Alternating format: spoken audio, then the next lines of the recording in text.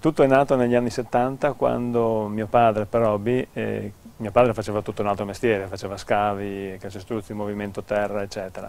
Da questa attività è nato un laghetto, nel laghetto per hobby suo personale ci ha messo qualche migliaia di avannotti di trota. Questi migliaia di avannotti che lui accudiva la sera, soprattutto per sfogare le tensioni della giornata lavorativa, ogni sera appunto sul tagliamento. Questi migliaia di avannotti sono diventati migliaia di trotelle, migliaia di trote da 7, 8 fino a 10 kg. Quando poi ci siamo trovati con il laghetto pieno, che era un luogo comunque di pubbliche relazioni, era un luogo di grigliate con gli amici, di trote regalate, eccetera, però la domanda è sorta spontanea: adesso cosa ci facciamo con tutte queste trote?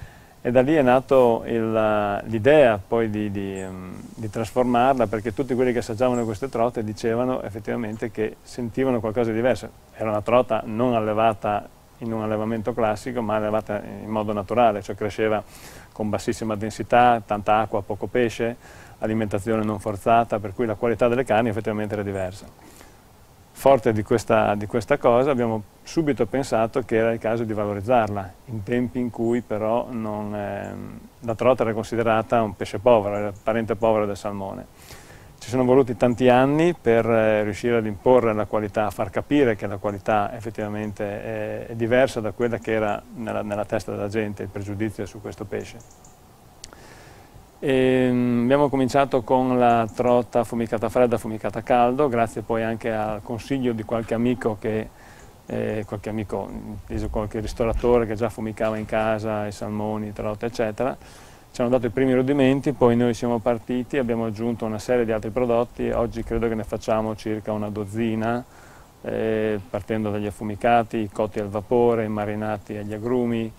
Poi facciamo il caviale friulano, quindi le uova di trota. Una cosa che è un po' una pazzia sono le guance della trota, le guancette sott'olio.